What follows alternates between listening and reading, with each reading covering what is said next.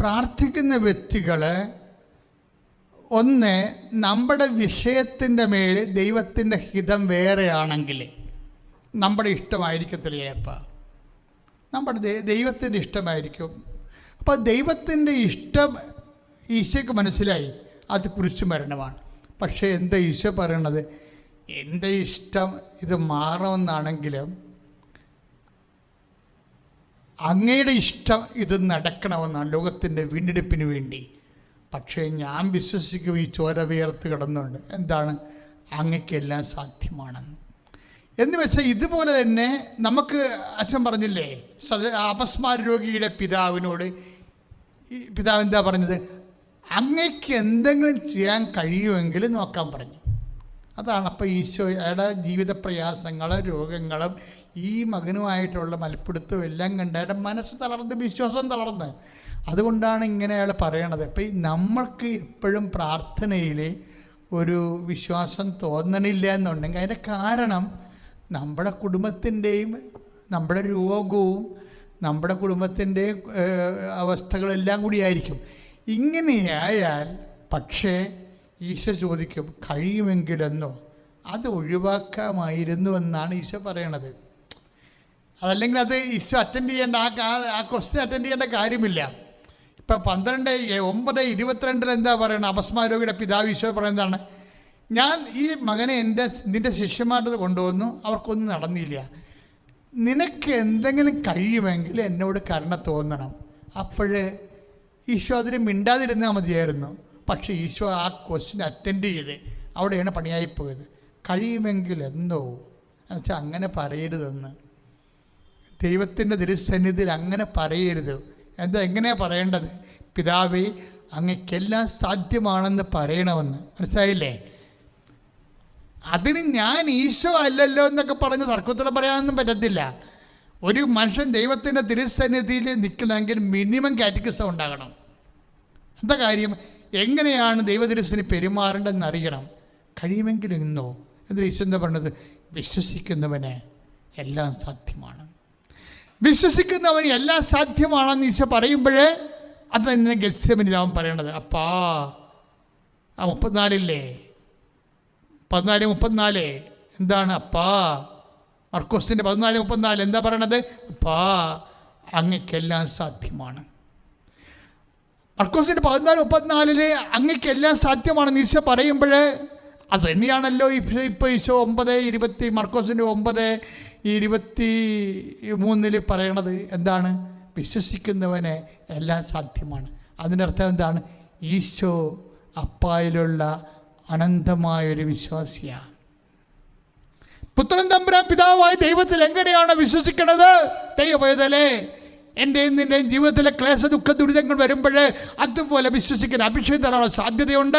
പ്രാർത്ഥിക്കുക, കർത്താവായ ദൈവമേ, പിതാവായ ദൈവത്തില് പുത്രൻ തമ്പുരാൻ വിശ്വസിച്ചതുപോലെ എന്റെ ചോരവിയർപ്പിന്റെ കാലങ്ങളില് അതുപോലെ വിശ്വസിക്കുവാൻ എന്നെ അഭിഷേകം ചെയ്യണമേ. എന്റെ അവിശ്വാസത്തെ പരിഹരിക്കണമേ. ശ്രദ്ധിക്കട്ടെ.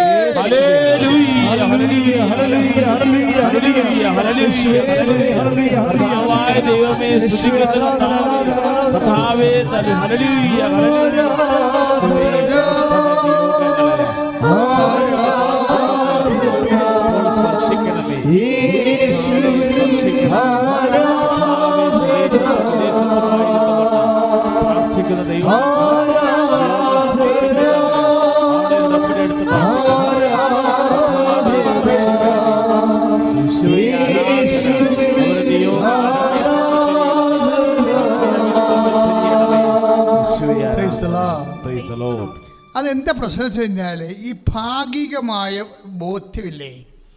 ഇപ്പം നമ്മൾ വാഗ്ദാനം പ്രാപിക്കാൻ നമുക്ക് എന്താ വേണ്ടത്? എല്ലാ കാര്യങ്ങളും വാഗ്ദാനത്തിലല്ലേ ഇരിക്കണത്. ഇപ്പം നിൻ്റെ വിവാഹവും നിൻ്റെ മക്കളും നിൻ്റെ ജോലിയും നിൻ്റെ രോഗസൗഖ്യവും എല്ലാ ഭൂമിയിലൊരു മനുഷ്യന് ആവശ്യമായ എല്ലാ കാര്യങ്ങളും ദൈവം നൽകിയിരിക്കുന്നത് വാഗ്ദാനത്തിൻ്റെ പേരിലാണ്, വാഗ്ദാനത്തിൻ്റെ രൂപത്തിലാണ്. ഈ വാഗ്ദാനമാണ് നമ്മൾ പ്രാപിക്കുന്നത്. പ്രാപിക്കുന്നത് എന്താണ്? പണ്ട് മുതലേ ഉള്ള, അതായത് ഈശോ വാഗ്ദാനങ്ങൾക്ക് ഞങ്ങൾ യോഗ്യരാകുവാൻ എന്ത് ചെയ്യണം? സർവേശ്വര പരിശുദ്ധമാതാവേ ഞങ്ങൾക്ക് വേണ്ടി അപേക്ഷിക്കണമേ. പക്ഷെ എന്താണ് അപേക്ഷിക്കണമെന്നൊരു പിടിയില്ല. അതാണ് ഉടമ്പടിയായിട്ട് നമുക്ക് തന്നിരിക്കുന്നത്. പിടിയിട്ടില്ലേ? നമ്മളെപ്പോഴും ആ പ്രാർത്ഥന ചെല്ലണം, ആ സുഹൃത്ത് ജപം. പക്ഷെ എങ്ങനെ പ്രാർത്ഥിക്കണം, എന്ത് പ്രാർത്ഥിക്കണം? ദൈവവുമായിട്ട് ഉടമ്പടി ചെയ്തുകൊണ്ട് പ്രാർത്ഥിക്കുമ്പോഴാണ്. കാര്യം ഉടമ്പടി വാഗ്ദാനത്തിനെ പ്രാപിക്കുന്ന ഒരു പ്രാർത്ഥനയാണ്. പക്ഷെ വാഗ്ദാനത്തെ പ്രാപിക്കുമ്പോൾ ഈ ഉടങ്കൊല്ലി അപസ്മാര വിശ്വാസം അങ്ങോട്ടാണ്. അവൻ്റെ പേര് അപസ്മാര വിശ്വാസമാണ് അവനുള്ളത്. നിനക്ക് വല്ലതും കഴിയുമെങ്കിൽ ചെയ്യാൻ. കഴിവില്ലെങ്കിൽ ഈ ശവത്തിൻ്റെ കൂടി ഞാൻ പോയിക്കൊള്ളാമെന്നാണ് പറയണതേ. അതാണ് എൻ്റെ സെക്കൻഡ് പോയിന്റ് വായിക്കുമ്പോൾ നമുക്ക് വിഷമം വേണതേ. അയാളുടെ വർത്തമാനത്തിൽ ഞാനാണ് കർത്താവെങ്കിൽ അവരുടെ കാര്യം പോച്ചു കളഞ്ഞു. എനിക്കറിയാം ഒരു വിശ്വാസമില്ലെന്ന്. നിനക്ക് വല്ലതും കഴിയുമെങ്കിൽ ചെയ്യാൻ വെച്ചാൽ കഴിവില്ലെങ്കിൽ ഞാൻ ഈ സാധനത്തിനായിട്ട് കെട്ടിയെടുത്തുകൊണ്ട് ഓട്ടോറിക്ഷയ്ക്ക് വീട്ടിൽ പോയിക്കൊള്ളാം. ഇങ്ങനെ ഭാഗികമായ വിശ്വാസം, അത് ഈശോ പറഞ്ഞു അങ്ങനെ പറയാൻ പാടില്ല, അങ്ങനെ പറയരുതായിരുന്നു എന്നാണ് പറഞ്ഞു. കഴിയുമെങ്കിലെന്നോ വിശ്വസിക്കുന്നവരെല്ലാം സാധിക്കും. അപ്പോൾ ഈശോ എന്താ പറയണത്? എന്നിട്ട് ആ മനുഷ്യൻ ഈശോ അയാളുടെ സംസാരിച്ച പേക്ക് വെളിവായി. അയാളെ പറയും, കർത്താവേ എൻ്റെ അവിശ്വാസത്തെ പരിഹരിച്ചെന്നെ സഹായിക്കണമേ. അതാണ് സംഭവം. അതായത് അവിടുത്തെ വിഷയം എന്താണ്? ആ കഴിയുമെങ്കിലെന്നോ ചോദിക്കാൻ കാര്യം എന്താണ്? അവിശ്വാസമാണ്. അതാണ് 9:24 മർക്കോസ് 9:24. എന്താണ്? കർത്താവേ സോറി, എൻ്റെ അവിശ്വാസത്തെ പരിഹരിച്ച് എന്നെ സഹായിക്കണമേ. അപ്പോഴേ എല്ലാ വിഷയങ്ങൾക്കും ഈ പരിഹരിക്കാനുള്ളൊരു വിഷയമാണ് അവിശ്വാസം. ഇപ്പം നീ ഓർക്ക് എൻ്റെ മകനാണെങ്കിൽ ഞാൻ ഇങ്ങനെ പറയത്തില്ലായിരുന്നു ഈശോയോട്, പണിയായിരുന്നേനോ. എൻ്റെ മകളെയാണ് ഞാൻ ഈശോയുടെ അടുത്ത് കൊണ്ടുവന്നത്, ഞാൻ ഇയാളപ്പോൾ ഇങ്ങനെ പറയത്തില്ലായിരുന്നു എന്നായിരിക്കും ചിലപ്പോൾ നിനക്കിപ്പോൾ തോന്നണത്. പക്ഷേ അക്കാര്യത്തിൽ നീ പറയത്തില്ല, വേറൊരു കാര്യം പറയുമ്പോൾ നീ പറയും. അതിനേക്കാൾ കുറച്ചുകൂടി ഗ്രാവിറ്റി ഉള്ളൊരു വിഷയം വരുമ്പോൾ വിശ്വാസം, അതായത് നിനക്ക് എന്ത് സംഭവിക്കുന്നു, നിൻ്റെ ജീവിതത്തിൽ ഏത് തരത്തിലുള്ള ഭാരം വരുന്നു.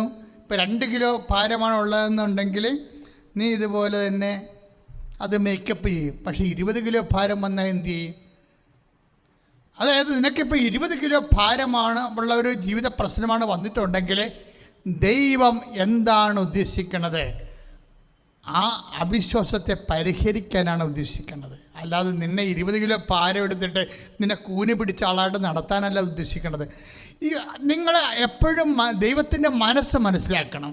അതായത് നിൻ്റെ വിശ്വാസം അപ്ഗ്രേഡ് ചെയ്യാൻ നേരത്ത് ആ വിശ്വാസം 20 കിലോ അല്ലെങ്കിൽ 25 കിലോ നിൻ്റെ കുടുംബജീവിതത്തിൽ നിനക്കൊരു ഭാരം ഉണ്ടാകുന്ന ഒരു പ്രശ്നം ഉണ്ടായിക്കഴിഞ്ഞാൽ ദൈവം എന്താ ഉദ്ദേശിക്കുന്നത്? നിൻ്റെ ഈ 10 കിലോ എടുക്കാൻ പറ്റിയ വെയിറ്റിൽ നിന്ന് നിന്നെ അത്രയും വശത്തേക്ക് നിന്നെ ഉയർത്താൻ ഉദ്ദേശിക്കുന്നു. അവിശ്വാസത്തെ പരിഹരിക്കാൻ ഉദ്ദേശിക്കുന്നു. അതാണ് പറഞ്ഞത്, എൻ്റെ അവിശ്വാസത്തെ പരിഹരിച്ച്.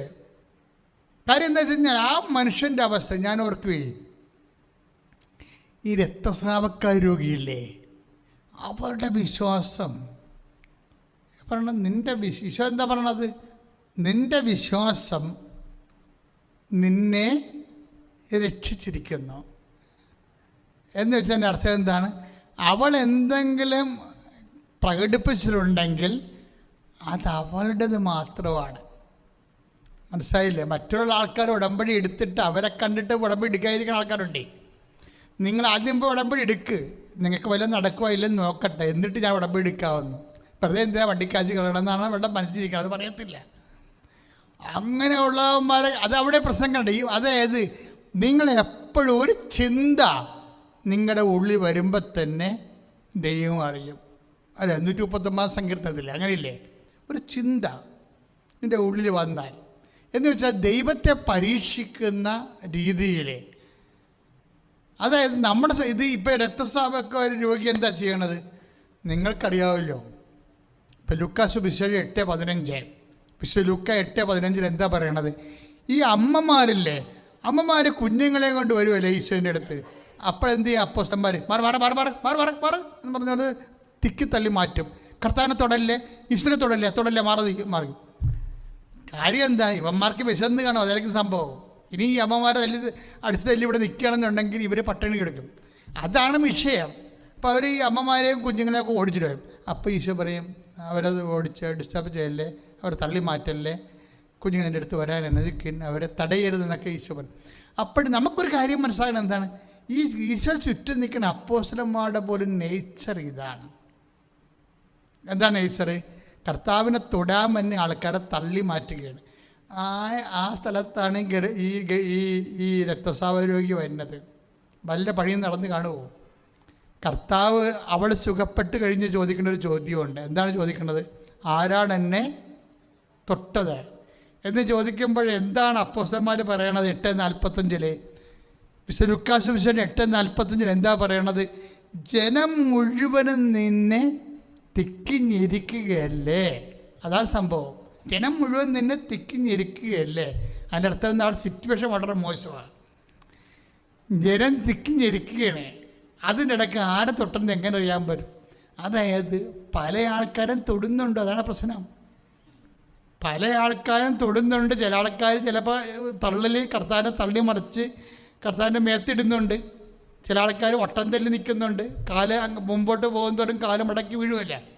അങ്ങനെ പല അംഗങ്ങൾ അവിടെ നടന്നുകൊണ്ടിരിക്കുകയാണ് ജനം തിക്കിയിട്ട്. പക്ഷെ അവരാരും സുഖപ്പെടുന്നില്ല. ഇവളിങ്ങനെ കർത്താവിനെ തൊടാൻ വേണ്ടി വരണ സമയത്തായിരിക്കും അവിടെ തള്ളു വരുന്നത്. അപ്പം അവൾ പോയതായി. പിന്നെ അവളിങ്ങനെ അതിൻ്റെ അടുത്ത് നുണ്ടുന്നുളഞ്ഞും പിന്നെയും വന്ന് കർത്താവിനെ തൊടാൻ നേരത്ത് അപ്പം അടുത്ത തള്ളു വരും, തിക്കൽ വരും. പിന്നെ അവളുടെ കർത്താവ് മുമ്പോട്ട് പോയിക്കൊണ്ടിരിക്കുകയാണ്. ഒക്കെ ഇവർക്ക് തൊടാൻ വേണ്ടി നിന്ന് കൊടുക്കുകയാണ്. അങ്ങനെയല്ല, കർത്താവ് നടന്ന് പോയിക്കൊണ്ടിരിക്കുകയാണ്. അതിൻ്റെ ഇടയ്ക്കാണ് ഈ സംഭവം നടക്കുന്നത്. ഒരു 5-8 പ്രാവശ്യമെങ്കിലും ഈ രക്തസ്രാവക്കാരി രോഗി കർത്താവിനെ തൊടാൻ വേണ്ടി പല അറ്റംപ്റ്റ് നടത്തുന്നുണ്ട് അവിടെ. ഈ തിക്കലും ഞെരിക്കലും അത് 7 അറ്റംപ്റ്റങ്ങളങ്ങ് പരാജയപ്പെട്ടു പോകും. എന്നാലും അവൾക്കൊരു തീരുമാനമുണ്ട്. എന്താണ് അവിടെ തീരുമാനം? എന്താ? അതായത് അവൻ്റെ വസ്ത്രത്തിൻ്റെ വിളിമ്പിലെങ്കിലും ഒന്ന് തൊടാനിടയായാൽ താൻ സൗഖ്യം പ്രാപിക്കുമെന്നുള്ളിൽ കരുതിയിരുന്ന. അതുകൊണ്ടാണ് 1 കിലോമീറ്റർ മുമ്പ് തൊടാൻ തുടങ്ങിയ പാർട്ടിയാണിത്. 5-8 പ്രാവശ്യം തൊട്ടില്ലെന്നാകുമ്പോൾ തള്ളിപ്പോകും. പക്ഷെ എന്നിട്ട് ഇവിടെ അവിടെ അറ്റംപ്റ്റ് കളയണില്ല. ഒരു വിശ്വാസിയുടെ നിലപാടാണത്. രക്തസ്രാവ രോഗിയെ അവിടെ സൗഖ്യപ്പെട്ട് കഴിയുമ്പോൾ അവൾ കൈകുപ്പി പറയും. അപ്പോൾ പറയണ ഈശോ എന്താ പറഞ്ഞത്? നിൻ്റെ വിശ്വാസം നിന്നെ. കാര്യം എന്താണ്? ഒറ്റ അറ്റംപ്റ്റിലല്ല, പല അറ്റംപ്റ്റ് നടത്തി പരാജയപ്പെട്ടു. പല ശ്രമങ്ങൾ നടത്തി പരാജയപ്പെട്ടിട്ടും അവൾ പിന്തിരിയാതെ നിന്നതാണ് അവളുടെ വിഷയം. ഈ നിൻ്റെ വിശ്വാസം നിന്നെ രക്ഷിക്കണമെന്ന് പറഞ്ഞാൽ എന്താണ്? എത്ര പ്രാവശ്യം നമ്മൾ പ്രാർത്ഥന ചൊല്ലി നടന്നില്ല, വീണ്ടും പ്രാർത്ഥന ചൊല്ലി നടന്നില്ല, വീണ്ടും പ്രാർത്ഥന ചൊല്ലി നടന്നില്ല. പക്ഷെ നടക്കാതെ വരുമ്പോൾ നടക്കണ വരെ ഇവളൊരു തീരുമാനം എടുത്തിരിക്കുകയാണ്. അവസാനം 8ാമത്തെ പ്രാവശ്യം ഇവൾ കർത്താവിനെ തൊടും. അപ്പോഴവൾ സൗഖ്യം പ്രാപിക്കും. പക്ഷെ അപ്പോൾ ഈശോ എന്നാ പറയണത്? നിൻ്റെ വിശ്വാസം നിന്നെ രക്ഷിച്ചിരിക്കുന്നു. ഇത് ഇവളുടെ പൂർണ്ണ വിശ്വാസമാണ്. അതാണ് ഈ ഭാഗിക വിശ്വാസമുണ്ട്. മറ്റേ ചേട്ടൻ്റെത് ഭാഗിക വിശ്വാസമാണ്. നിനക്ക് എന്തെങ്കിലും ചെയ്യാൻ പറ്റുമെങ്കിൽ, നിനക്ക് കഴിയുമെങ്കിൽ ചെയ്യാൻ പറയുന്നത് ഭാഗിക വിശ്വാസമാണ്. അണ്ണന്മാർക്കൊരു 90% മനുഷ്യർക്കും ഭാഗിക വിശ്വാസക്കാരാണ്. ഈ ഭാഗിക വിശ്വാസത്തിൻ്റെ 90%-നെയാണ് ഉടമ്പടി ടാസ്ക് ആൻഡ് ടാർഗറ്റ്. ഈ ഭാഗിക വിശ്വാസത്തിൽ കഴിയുന്ന 90%-നെയാണ് നമ്മൾ ഉടമ്പടി പ്രോജക്റ്റിലോട്ട് വെച്ചിട്ട് പെട്ടെന്ന് ലിഫ്റ്റ് ചെയ്യണത്. പെട്ടെന്ന് ലിഫ്റ്റ് ചെയ്യും. കാര്യം എന്താ? ഉടമ്പടിയുടെ ഫോർമുല അനുഗ്രഹത്തെ അവകാശമാക്കുന്ന ഫോർമുലയാണ്. പക്ഷേ ഈ അവകാശമാക്കുന്ന സമയത്ത് എന്താ സംഭവിക്കണത്? ഇവന് ഈ ദൈവവചന ധ്യാനം കാരണം ആൾക്കാരുടെ സാക്ഷ്യം കൊണ്ട് ഇവനെന്ത് സംഭവിക്കണം? ഉടമ്പടി എടുത്തവർ നിർബന്ധമായിട്ട് എന്തുകൊണ്ടാണ് ഞങ്ങൾ പറയണത്? നിങ്ങൾ ചൊവ്വാഴ്ച ഉള്ള ഒരു 4 ചൊവ്വാഴ്ച ഉണ്ടെങ്കിൽ 4 ചൊവ്വാഴ്ച ഉടമ്പടി ധ്യാനം ഉണ്ടാവും. 4 ചൊവ്വാഴ്ച ഉടമ്പടി ധ്യാനം കൂടണം, മറ്റുള്ളവർക്ക് ഷെയർ ചെയ്ത് കൊടുക്കണം. ഒരു ദിവസം 3 സാക്ഷ്യമെങ്കിലും നിങ്ങൾ കേൾക്കണമെന്ന് പറഞ്ഞാൽ എന്തിനാണെന്ന് അറിയാവോ? അതായത് നിങ്ങൾ 90% കൂടെ ഉള്ള ആൾക്കാരാണ്. എന്താണ്? നിനക്ക് കഴിയുമെങ്കിൽ എൻ്റെ മകനെ സഹായിക്കാൻ. അവിശ്വാസത്തിൻ്റെ കണ്ടൻ്റ് ഉണ്ട് കുറച്ച്. പക്ഷേ രക്തസ്രാവക്കാർ രോഗി എന്താണ്? പലപ്രാവശ്യം തള്ളി പുറത്തോട്ട് മാറുമ്പോഴും എന്നാൽ വീട്ടിൽ പോയേക്കാമെന്ന് പറഞ്ഞുകൊണ്ട് പോയിരുന്നില്ല, അവിടെ നിൽക്കുകയാണ്. എന്നിട്ട് എപ്പോഴാണ് തൊടാൻ പറ്റണത്, തൊടാൻ പറ്റുമെന്ന് അവിടെ ഉള്ളിലൊരു പ്രത്യാശയുണ്ട്. തൊട്ടാൽ സൗഖ്യപ്പെടുമെന്ന് ഒക്കെ ഒരു വിശ്വാസമുണ്ട്. അതൊരു വിശ്വാസിയുടെ ഒരു മാതൃകയാണ് ഇവളെ. അതിനകത്ത് ശരണമുണ്ട് ശരിക്കും. കാര്യം പല പ്രാവശ്യം തൊടാൻ വന്നിട്ട് തൊട്ടില്ലെന്ന് പറഞ്ഞ സമയത്ത് പോകും. പക്ഷേ എന്നിട്ട് അവൾ പോകാതെ വീട്ടിൽ പോകാതെ നിൽക്കുകയാണ് അവൾ ശരിക്കും. അപ്പം അതുകൊണ്ടാണ് ശരണം അതിനകത്തുള്ളത്. എന്നിട്ടാണ് ഈ ശരണവും വിശ്വാസവും കർത്താവിനോടുള്ള അടുപ്പവും എല്ലാം കൂടിയാണ് അവൾ പറയണത്, നിൻ്റെ വിശ്വാസം നിന്നെ രക്ഷിച്ചിരിക്കുന്നു എന്ന് പറയണത്. അതെന്ന് പറയണത് ഭാഗിക ബോധമല്ല, അത് പൂർണ്ണമായൊരു ബോധമാണ്. വാഗ്ദാനം പ്രാപിക്കാൻ ഈ പൂർണ്ണ ബോധം ഉണ്ടാകണം. അത് ഭയങ്കര സീരിയസ് വിഷയമാണ്. നിങ്ങൾ ഈ ഉടമ്പടി എടുത്തിരിക്കുന്ന ആൾക്കാർ മറ്റേ വസുമാര രോഗിയുടെ അപ്പനെപ്പോലെ കാണിക്കരുത്. മറിച്ച് ഈ രക്തസ്രാവ രോഗിയെപ്പോലെ ഒരു പൂർണ്ണ അവബോധം ഉണ്ടാകണം. ഈ കർത്താവിൻ്റെ വസ്ത്രത്തിന് വിളിമ്പിൽ ഏതെങ്കിലും തൊട്ടാൽ മതി താൻ സൗഖ്യം പ്രാപിക്കുമെന്ന് പറയുന്നത് പൂർണ്ണബോധമാണ്. പൂർണ്ണബോധം ഇത് അതായത് വാഗ്ദാനത്തിന് ഏറ്റവും എനിക്കത് പൗലോസ് അപ്പോസ്തലനാണ് ഇതിൻ്റെ ആൾ. പൗലോസ് അപ്പോസ്തലൻ പറഞ്ഞത് ഭാഗിക ബോധം കൊണ്ട് ശരിയാകത്തില്ല, വാഗ്ദാനം പ്രാപിക്കാൻ പൂർണ്ണമായ യേശു ആരാണെന്നുള്ള പൂർണ്ണമായ ബോധം. എനിക്കാണ് 4:21 വാഗ്ദാനം നിറവേറ്റാൻ ദൈവത്തിന് കഴിയുമെന്ന് അവന് പൂർണ്ണ ബോധ്യമുണ്ടായിരുന്നു. പറഞ്ഞേ, വാഗ്ദാനം നിറവേറ്റാൻ ദൈവത്തിന് കഴിയുമെന്ന് അവന് പൂർണ്ണ ബോധ്യമുണ്ടായിരുന്നു. അതാണ് സംഭവം. അതായത് ആളുടെ കാര്യമാണ് ഈ പറയണത്, എബ്രാഹത്തിന്റെ കാര്യം പറയണത്. എബ്രാഹത്തിന്റെ വിശ്വാസം അവന് നീതിയായിട്ട് പരിഗണിച്ചു എന്ന് പറയണില്ലേ? അതിൻ്റെ കാരണം എന്താണ്?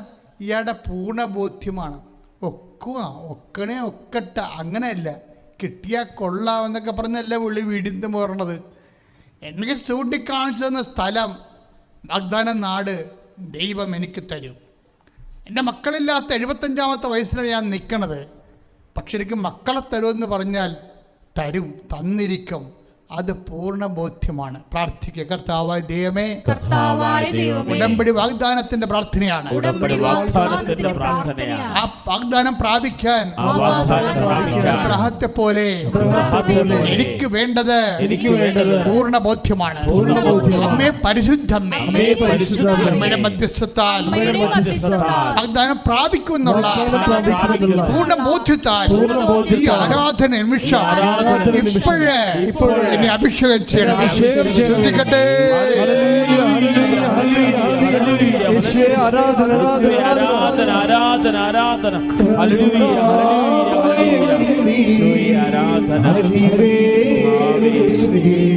ഉടമ്പടി ചെയ്ത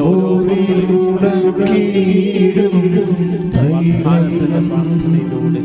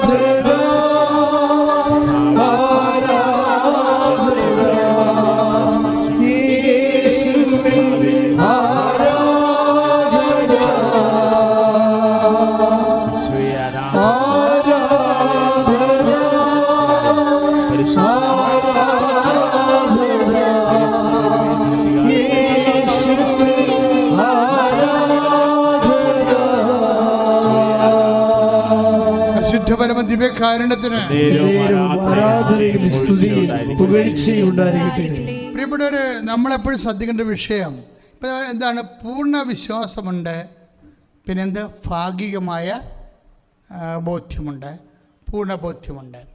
ഈ പൂർണ്ണ ബോധ്യത്തിൻ്റെ ഒരു അടയാളമാണ് നമ്മൾ കണ്ട ലൂക്കാ സുവിശേഷം 8:45, 46, 47 രക്തസ്രാവക്കാര രോഗി. ഇത് രണ്ടും കൊണ്ട് നമുക്ക് വാഗ്ദാനം രക്തസ്രാവക്കാര രോഗിയുടെ പൂർണ്ണ ബോധ്യം. അതുകൊണ്ടാണ് പല പ്രാവശ്യം അറ്റംപ്റ്റ് പരാജയപ്പെടുമ്പോഴും ഇവിടെ അവസാനം വരെ നിൽക്കുന്നതിൻ്റെ കാര്യം അവിടെ പൂർണ്ണ ബോധ്യം കൊണ്ടാണ്. പക്ഷേ അതുകൊണ്ട് മാത്രം ചിലർക്ക് അതുകൊണ്ട് സാധിക്കും. പക്ഷെ ചിലർക്ക് വേറൊരു കണ്ടൻ്റ് ഉണ്ട് ഇതിൻ്റെ അകത്ത്. വാഗ്ദാനം പ്രാപിക്കാനുള്ള മാർഗം ഞാൻ പറയുകയാണ്. ഉടമ്പടി എടുക്കുമ്പോൾ അത് ലഭിക്കാനുള്ള കുറച്ച് നോഹാവ് ജ്ഞാനസൂത്രങ്ങളുണ്ട്. അതിലൊന്ന് എന്താ വെച്ചാൽ, ഒന്ന് പൂർണ്ണ ബോധ്യം ഉണ്ടാകണം. അപ്പം റോമ 4:21 അനുസരിച്ചുണ്ട്. പിന്നെ ഒന്നെന്താ? Content of suffering. Content of suffering. ഞാനിതെല്ലാം പറയണത് എങ്ങനെയാണെന്ന് അറിയാമോ? ഞാൻ ജനങ്ങളുടെ സാക്ഷ്യങ്ങൾ പരിശോധിച്ചിട്ട് അതിനെക്കുറിച്ച് കർത്താവിൻ്റെ വചനങ്ങൾ എന്ത് പറയണമെന്ന് പ്രാർത്ഥിച്ചിട്ടാണിത് പറയണത്, അല്ല എവിടെ നോക്കി പറയണമല്ല. അപ്പം ഈ കണ്ടൻറ് ഓഫ് സഫറിങ് ഒരു പ്രധാനപ്പെട്ട വിഷയമാണ്. അതിനകത്ത് ഏറ്റവും ടോപ്പ് എനിക്ക് സുവിശേഷത്തിൽ ഞാൻ പരിചയപ്പെട്ട ആൾ കാനങ്കാരിയാണ്. കാനങ്കാരി സൂപ്പറാണ്. അതായത് കാനങ്കാരിയുടെ പ്രശ്നം എന്താ? കാനങ്കാരിയുടെ പ്രശ്നം അവളുടെ മകള് പിശാച് ബാധിതയാണ്. ഒന്നാമത്തെ അവൾക്ക് അവകാശമില്ല. അവകാശമില്ലെന്ന് വെച്ച് കഴിഞ്ഞാൽ അവൾ കാനനക്കാരിയാണ്, വിജാതി സ്ത്രീയാണ്, യഹൂദനല്ല, എബ്രാഹത്തിൻ്റെ സന്തതിയല്ല. അപ്പോൾ അതുകൊണ്ട് അവകാശമില്ല. അവകാശമില്ലാത്തവരാണ് അവകാശം പ്രാപിക്കുന്ന രീതി നോക്കണം. It is great and wonderful. എന്താ ഇപ്പം നമ്മൾ എനിക്കാണത് 8:27, 8:28 10 സ്ത്രീകളുടെ സുവിശേഷത്തിൽ, അതായത് കാനൻകാരി വരുമ്പോഴേ അവൾ വന്ന് കർത്താവിനെ കാണും. അവൾക്കെന്താ? അവൾക്ക് അവകാശമില്ല. കാര്യം എന്താണ്? അവൾ വിജാതി സ്ത്രീയാണ്, യഹൂദനല്ലെന്നർത്ഥം. അപ്പോൾ പിന്നെ ഔദാര്യമാണ് വേണ്ടത്, ഔദാര്യം. പക്ഷേ ഈ ഔദാര്യം ചോദിക്കാൻ വേണ്ടി വരുമ്പോൾ കർത്താവിനോട് പറയും, മകളെ അത് അവകാശമാക്കി മാറ്റാൻ പറയും. അതായത് കാര്യം ഔദാര്യം കൊടുക്കാനല്ല ദൈവത്തിന് ഇഷ്ടം. അവൾ വിജാതിയരാണെന്നൊക്കെ പറയുന്ന മാനുഷ്യമായ അർത്ഥമാണ്. ദൈവത്തിൻ്റെ മുമ്പിൽ യഹൂദനും മകൻ അവളും മകളാണ്. നാട്ടിൽ വിജാതിരൊക്കെ പറയുമെന്നില്ല, ദൈവം ഇത് പറയത്തില്ല. അവിടെയാണ് വിഷയം. ദൈവം അത് പറയത്തില്ല. കാര്യം രണ്ടും ദൈവമല്ല എല്ലാത്തിനും സൃഷ്ടിച്ചത്. അത് കാരണം ദൈവമൊന്നും വിജാതിരാണെന്ന് സജാതിരാണെന്ന് ഒന്നും പറയത്തില്ല. അവൾ വിജാതി എന്ന രീതിയിൽ കെഞ്ചി സഹായിക്കാൻ പറ്റുമെങ്കിൽ സഹായിക്കണം കർത്താവേ എന്നൊക്കെ പറഞ്ഞ് പുറകെ നടക്കുകയും, ഔദാര്യമായതുകൊണ്ട് ഇവൾ ഇങ്ങനെ കെഞ്ചി നിലവിളിച്ചാണ് അവൾ ചോദിക്കണമില്ല. അവൾ ഒരു കോൺഫിഡൻസ് അവൾക്കില്ല. അപ്പം ഔദാര്യമാണ്. അപ്പം ഈശോ പറയും, മോളെ ഔദാര്യമല്ല, നീ വിജാതിയുടെ കാര്യം ശരി, അതൊക്കെ നാട്ടിൽ പറയണ വർത്തമാനമാണ്, അത് എന്നോട് പറയണ്ട. നീ അവകാശിയാണ്, നീ അവകാശത്തിൽ ചോദിക്കാൻ പറയും. അവൾക്കത് അറിയത്തില്ലല്ല. കർത്താവ് ഈ ഔദാര്യത്തിൽ നിന്ന് ഇവരുടെ പ്രാർത്ഥനയെ അവകാശത്തിലേക്ക് കൺവേർട്ട് ചെയ്യണത് അടിപൊളിയായിട്ടുള്ള ഒരു ഭയങ്കരമായ പാരഡൈം ഷിഫ്റ്റ് എന്നൊക്കെ പറയാൻ പറ്റുന്ന ഒരു വിസ്മയകരമായ ഒരു കാഴ്ചയാണ്. കർത്താവ് മൈൻഡ് ചെയ്യത്തില്ല ആദ്യം ഇവളെ. കാര്യം എന്താണ്? ഇവൾ ഔദാര്യം കൈപ്പറ്റാൻ വന്നിരിക്കണല്ലേ, മൈൻഡ് ചെയ്യത്തില്ല. അപ്പോൾ മൈൻഡ് ചെയ്യാതെ പോകുമ്പോൾ പത്രോസ് ഇടപെടും. പത്രോസിനോട് ഇവർ പറയും, ഇവൾ മധ്യസ്ഥ പ്രാർത്ഥന വെക്കും. അമ്മയാണ് അവിടെ ഉണ്ടായിരുന്നെങ്കിൽ ഈ കളിയൊന്നും നടക്കത്തില്ലായിരുന്നു. അമ്മ ഈശോയോട് പറഞ്ഞാൽ അവളെ പറഞ്ഞു വിടാൻ പറഞ്ഞാൽ പത്രോസ് പറഞ്ഞിട്ട് പത്രോസിന് മധ്യസ്ഥ പ്രാർത്ഥന അവിടെ ഏറ്റില്ല. പത്രോസ് പറഞ്ഞ, കർത്താവേ നമ്മുടെ കൂടെ ഇവളെ കരഞ്ഞ് തല്ലി വരുന്നല്ലോ, അവളെ പറഞ്ഞു വിടാൻ പറയും. ആ മധ്യസ്ഥ പ്രാർത്ഥന ഏക്കാതെ വന്നപ്പോൾ അതിന് ഈശോ പറയണത് കുറച്ചുകൂടി കട്ടിയ ഒരു സാധനമാണ്. എന്താ പറയണത്? അതായത് മക്കളുടെ അപ്പമെടുത്ത് നായ്ക്കൾക്ക് കൊടുക്കുക വിഹിതമല്ല. കാര്യം ഇവളുടെ ചോദ്യം നായ്ക്കളെ പോലെയാണ്, വാലുവാട്ടി കിടന്നുകൊണ്ട് എന്തെങ്കിലും വിളിച്ചുകൊണ്ട്. ഈശോയ്ക്ക് അത് ഇഷ്ടമില്ല. അതങ്ങനെ അവൾ ചോദിക്കാൻ ആഗ്രഹിക്കണില്ല. കാര്യം യഹൂദനായാലും അവളായാലും ഈശോയുടെ മുമ്പിൽ ഒന്നുപോലെ ഒന്നാണ്. പക്ഷേ യഹൂദന്മാർ പറയണത് ഇവരൊക്കെ വിജാതികളാണ്, പട്ടികളാണെന്ന് പറയും. ആ ഒരു മനോഭാവത്തിൽ ഈശോ പറഞ്ഞ് ചേഞ്ച് ചെയ്യും, ഇതിൻ്റെ ഫോർമാറ്റ് ചേഞ്ച് ചെയ്യും. ഔദാര്യത്തിന് വേണ്ടി കെഞ്ചണ, ധർമ്മത്തിന് വേണ്ടി തെണ്ടണ സ്റ്റൈല് മാറ്റിയിട്ട് നീ അവകാശത്തോട് ചോദിക്കാൻ പറയും. അതുകൊണ്ട് ഈശോ അതിനുവേണ്ടി അവളെ കൊണ്ട് ചോദിപ്പിക്കാൻ വേണ്ടി പറയും, മക്കളുടെ അപ്പമെടുത്ത് നായ്ക്കൾക്ക് കൊടുക്കണം, വിഹിതമല്ലെന്ന് പറയും. അതോടുകൂടി അപ്പോസ്തലന്മാരെല്ലാം ഐസടിച്ചു പോകും. പക്ഷേ അവളപ്പോൾ ഒരു കാര്യം, അവളത് അവകാശം പ്രഖ്യാപിക്കും. എന്താ അവകാശം പറയണത്? അവൾ പറയണത് അവകാശം. അവൾ കർത്താവേ, നീ പറഞ്ഞത് ശരിയാണ്, പക്ഷേ നായ്ക്കുട്ടികൾ യജമാനന്മാരുടെ മേശയിൽ നിന്ന് വീഴുന്നത് ഭക്ഷിക്കാറുണ്ടല്ലോ. അപ്പം അവകാശമായി, യജമാനായി, ദൈവം യജമാനാണ്. ഇത് അവകാശത്തിൻ്റെ തലത്തിലേക്ക് ഇവിടെ കൊണ്ടു. അത് വായിച്ചുള്ളത് സുവിശേഷം 15:26-28.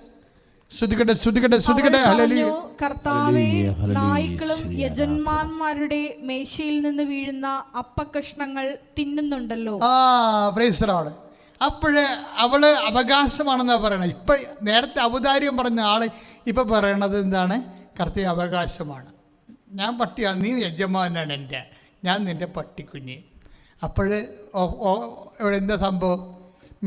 മേശയുടെ താഴെ വീഴണതാണ്. വീട്ടിലാണ് താമസിക്കുന്ന പട്ടി, പുറത്തല്ല.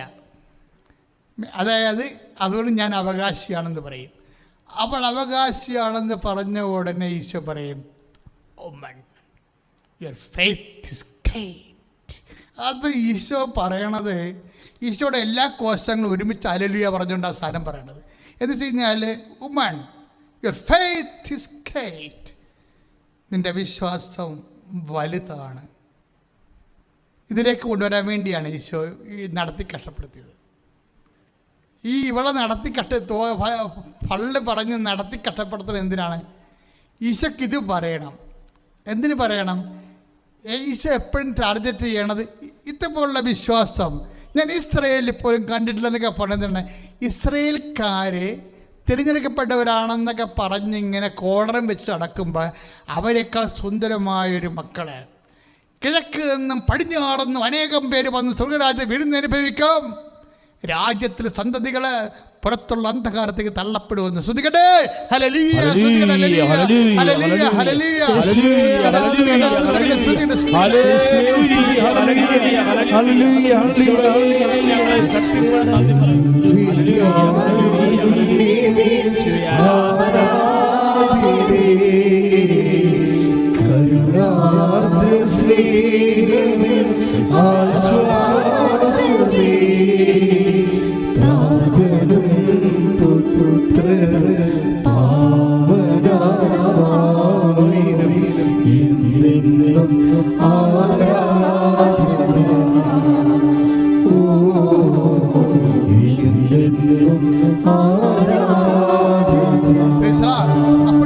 നമ്മളെ കർത്താവ് പരിശുദ്ധാത്മാവ് നമ്മൾ എന്താ പറഞ്ഞുകൊണ്ടിരിക്കുന്നത്?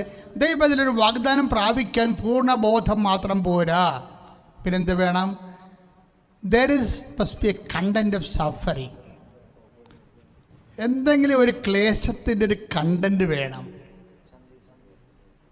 ഇപ്പോൾ ഉടമ്പടി എടുക്കുന്ന വ്യക്തികളായാലും ശരി, അത് നിറവേറണമെങ്കിൽ ഒരു ക്ലേശത്തിൻ്റെ കണ്ടന്റ്.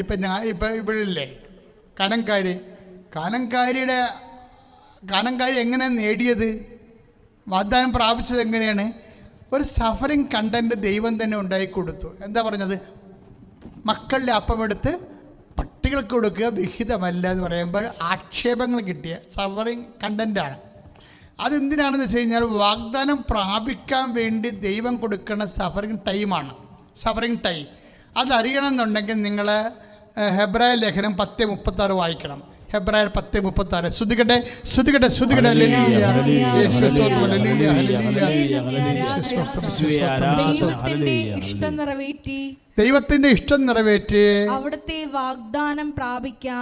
വാഗ്ദാനം പ്രാപിക്കാൻ നിങ്ങൾക്ക് സഹനശക്തി ആവശ്യമാണ്. Price the Lord. അതാണ് ഈ പ്രശ്നം. ആ സഹനശക്തി എന്ന് പറഞ്ഞ സംഭവമില്ലേ, അതാണ് ഈ കാനംകാരിക്ക് കൊടുക്കുന്നത്. കുറേ നായിട്ട് നടത്തിയിട്ട് ഒരു ഡോസ്, ഒരു നെഗറ്റീവ് കേസ് കയറ്റിവിടും. അപ്പം നിങ്ങൾ എപ്പോഴും ഓർക്കണം, ഇപ്പം നിങ്ങളിപ്പോൾ ഉടമ്പടി എടുത്തിട്ട് ഇപ്പം കിട്ടുമെന്ന് വിചാരിക്കുന്ന ചില കാര്യങ്ങൾക്ക് ഒരിക്കലും കിട്ടാത്ത രീതിയിലേക്ക് ആ സാധനം കയ്യിൽ നിന്ന് വിട്ടുപോണ പോലെ തോന്നിയാൽ നീ എന്ത് ചെയ്യണം? ഈ രക്തസ്രാവക്കാരോഗ്യപ്പോലെ, ഈ കാനംകാരിയെപ്പോലെ നിൻ്റെ വിശ്വാസം റീഇൻസ്റ്റേറ്റ് ചെയ്യണം. ഞാൻ ഇട്ടു പോകരുത്, റീഇൻസ്റ്റേറ്റ് ചെയ്യണം. എന്താ കാര്യം? ഒരു സഫറിങ് കണ്ടന്റ് എൻ്റെ തരുകയാണ്. എന്താ കാര്യം? അതായത് വാഗ്ദാനം പ്രാപിക്കണമെങ്കിൽ പൂർണ്ണ ബോധം ഉണ്ടാകണമെന്നുള്ള, അവബോധം ഉണ്ടാകണമെന്നുള്ളത് എന്താ പറഞ്ഞിരിക്കുന്നത്? ഭാഗികമായ ബോധം പോരാ. അപസ്മാരോഗ്യയുടെ അപ്പനെ പോലെ ഭാഗികമായ ബോധം പോരാ, പൂർണ്ണ അവബോധം ഉണ്ടാകണമെന്ന് 4:21 റോമലേഖനം പറയുമ്പോൾ തന്നെ വാഗ്ദാനം പ്രാപിക്കാൻ പൂർണ്ണ അവബോധം മാത്രം പോരാ. ഉടമ്പടിയിൽ നീ വെച്ചിരിക്കുന്ന വിഷയങ്ങൾ പ്രാപിക്കാൻ പൂർണ്ണ അവബോധം മാത്രം പോരാ. ചില കാര്യങ്ങൾ പ്രാപിക്കാൻ വേണ്ടി നിനക്ക് സഹനശക്തി വേണം. ആ വചനം ഒന്നിട്ട് വായിച്ചേ, 36 ഹെബ്രായർ 10:36. ദൈവത്തിന്റെ ഇഷ്ടം നിറവേറ്റി അവിടുത്തെ വാഗ്ദാനം പ്രാപിക്കാൻ നിങ്ങൾക്ക് സഹനശക്തി ആവശ്യമായിരിക്കുന്നു. എന്ന് വെച്ച് കഴിഞ്ഞാൽ സഹനം ശക്തിയോടെ, അതായത് കഷ്ടത, സഹനശീലം, ആത്മധൈര്യം, പ്രത്യാശയും നമുക്ക് നൽകുന്നു. പ്രത്യാശ നമ്മൾ നിരാശരാക്കുന്നില്ല. നമ്മൾ ചിന്തിരിക്കുന്ന പരിശുദ്ധാത്മാവിന്. അപ്പം പരിശുദ്ധാത്മാവിനെ വേണമെന്നായി പറയണത് ദൈവത്തിൻ്റെ സ്നേഹമെന്തെന്നറിയുന്നു. അപ്പം ലാഗ് ചെയ്താലും അത് ദൈവത്തിൻ്റെ സ്നേഹമായിട്ട് തിരിച്ചറിയണമെങ്കിൽ പരിശുദ്ധാത്മാവിനെ വേണം. ഉടമ്പടി ടാർഗറ്റ് ചെയ്യണത് പരിശുദ്ധാത്മാവിനെയാണ്. അതുകൊണ്ട് നീ ഉടമ്പടി പ്രാർത്ഥന ചെയ്യുമ്പോഴും പ്രത്യക്ഷയുടെ പ്രാർത്ഥന ചെയ്യുമ്പോഴും പരിശുദ്ധാത്മാവിനെ മറന്നു പോകരുത്. Praise the lord. എഴുന്നേൽക്കാം. ശ്രുതികട്ടെ.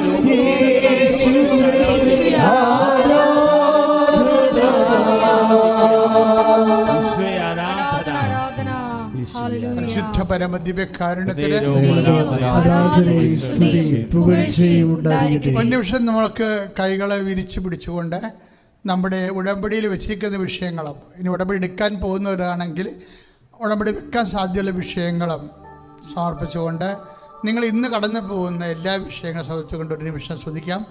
വലിയ കർത്താവിൻ്റെ വെളിപാട് ധ്യാനത്തിലൂടെയാണ് നമ്മൾ കടന്നു പോകുന്നത്. തീർച്ചയായിട്ടും ഈ സെക്കൻഡ് ഒരു നിമിഷം നിങ്ങൾ പ്രാർത്ഥിച്ചാൽ തീർച്ചയായിട്ടും നിങ്ങളുടെ ജീവിതത്തിൽ ഇവിടെ വന്ന് സാക്ഷ്യം പറയാൻ പറ്റും. ഈശോയുടെ തിരുസന്നിധിയിൽ നിന്നാണ് ഈ പ്രാർത്ഥന നിങ്ങൾ കേൾക്കുന്നത്. അമ്മ മാതാവിൻ്റെ മധ്യസ്ഥമാണ് നിങ്ങൾക്ക് ലഭിക്കണതെന്ന് വിചാരിച്ചുകൊണ്ട് ഒരു നിമിഷം വിചാരിച്ചാൽ മതി. ഈ വിഷയത്തിൽ അച്ഛൻ പറയണതും പറയാത്തതും ആരെല്ലാം എന്തെല്ലാം വിഷയങ്ങൾക്ക് വേണ്ടി ഇപ്പോൾ വേദനിക്കുന്നു, അവിടെ മേലെല്ലാം കർത്താവിന് വിശുദ്ധമായ രക്തം തളിക്കപ്പെടും. അത് നിങ്ങൾക്ക് അനുഭവവേദ്യമാകും. നിങ്ങൾക്ക് ഒന്ന് സാക്ഷ്യം പറയാൻ പറ്റും. കർത്താവേ, നിന്റെ വിശുദ്ധ പൗരോഹിത്യത്തെ മഹത്വപ്പെടുത്തണമെന്ന് പ്രാർത്ഥിക്കുന്നു. കർത്താവേ, ശ്രുതികടെ. കർത്താവേ, ആത്മാവിൻ്റെ ശരീരത്തിനും വൈദ്യമായ യേശു ക്രിസ്തുവേ, വൈദ്യശാസ്ത്രത്തിൻ്റെ ഇഞ്ചക്ഷൻ സൂചിക്കും മരുന്നും കടന്നുചെല്ലാത്ത മനുഷ്യത്തിന്റെ ഗാഥലങ്ങളിൽ, മുറിവേറ്റ ചിന്തകളിൽ, വേദനിപ്പിക്കുന്ന ഓർമ്മകളിലെ കാധിലേക്ക് ഭീതിയിലെ കർത്താവേ, അങ്ങനെ പരിശുദ്ധാത്മാ നിറയണമെന്ന് പ്രാർത്ഥിക്കുന്നു. ഭയമുള്ളവര്, ഉത്കണ്ഠയുള്ളവര്, ഉറക്കമില്ലാത്തവര്, പ്രഷർ കയറിയിരിക്കുന്നവര്, മാരകമായ രോഗങ്ങളാൽ വേദനിക്കുന്നവര്, ആശുപത്രിയിലായാലും വീട്ടിലായാലും വഴിയിലായാലും അന്യനാടുകളായാലും വിദേശത്തായാലും ക്രിസ്തുവിന്റെ നാമത്തിൽ അമ്മ മാതാവിന്റെ മധ്യത്വത്തില് ഞാൻ 36 കൊല്ലം അർപ്പിച്ച കൃപായുടെ യോഗ്യതയാൽ കൃപാസ്ഥാനത്താറെ ജീവനോടെ പ്രത്യക്ഷപ്പെട്ട പരിശുദ്ധമ്മയുടെ മധ്യസ്ഥത്താൽ മാരക രോഗങ്ങൾ, തീരാവ്യാധികൾ, ഉടമ്പടി മറ്റു വിഷയങ്ങളുമെല്ലാം ദൈവികമായി ഇടപെടലുണ്ടാകട്ടെ. ശുദ്ധിക്കട്ടെ കർത്താവേ. ഹല്ലേലൂയ ആരാധന നിൻ സ്നേഹമെന്നിൽ നിറയ്ക്കൂ.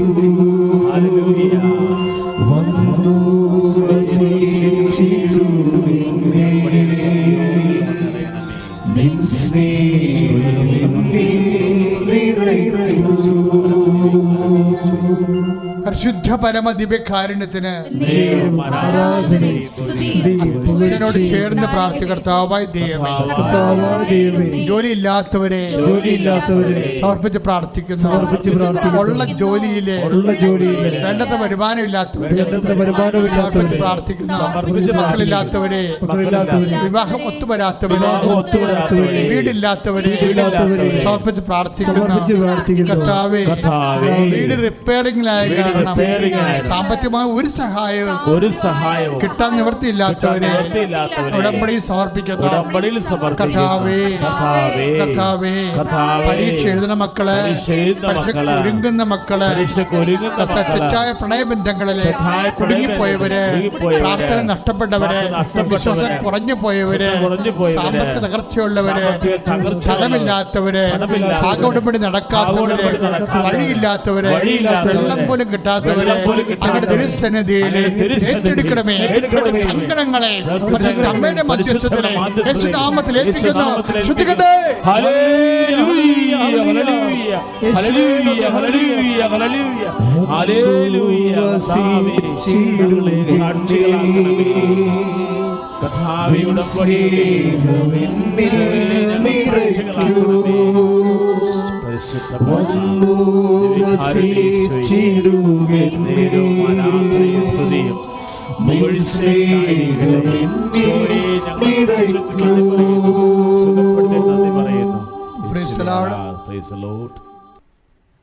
ദിവ്യകാരുണ്യേശു നമ്മളെ ആശീർവദിക്കാൻ പോകുന്നു.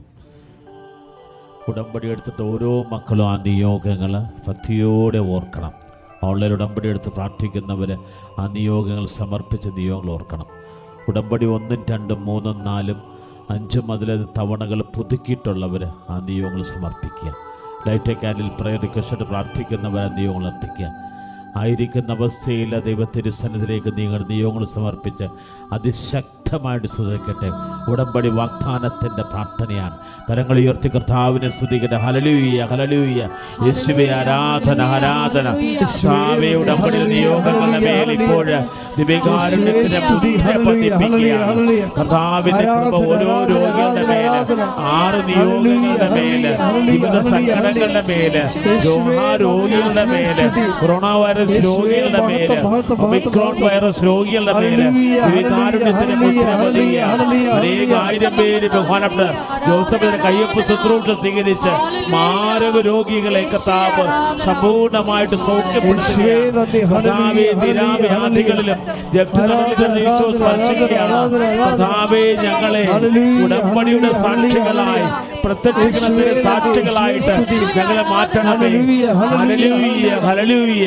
പരിശുദ്ധയുടെ പ്രത്യക്ഷീകരണം തിരുസഭയെടുക്കുന്നതിന് വേണ്ടി പ്രാർത്ഥിക്കുന്നു. ഹല്ലേലൂയ ഹല്ലേലൂയ ഹല്ലേലൂയ. കർത്താവേ, ജോസഫിനെ സമർപ്പിച്ച് പ്രാർത്ഥിക്കുന്നു. ഹല്ലേലൂയ ഹല്ലേലൂയ. കരങ്ങൾ ഉയർത്തിക്കൊണ്ട് അതിശക്തമായി സ്തുതിക്കട്ടെ. ഹല്ലേലൂയ ഹല്ലേലൂയ ഹല്ലേലൂയ ഹല്ലേലൂയ ഹല്ലേലൂയ. ശിരസ് നമിച്ച് യേശുവേ ആരാധിക്കട്ടെ. പരിശുദ്ധ പരമമാ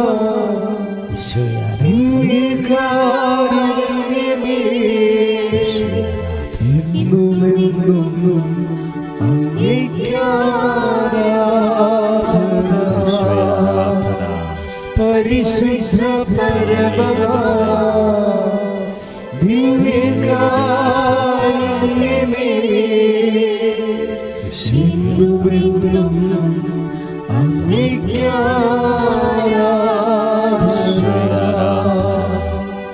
പരിശുദ്ധ പരമമാ ദിവ്യകാരുണ്യമേ എന്നുമെന്നും അങ്ങേയ്ക്കാരാധന.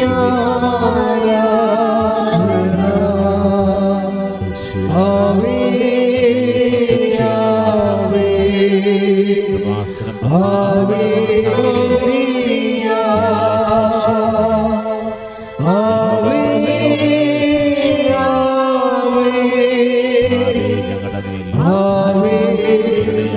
അവനെ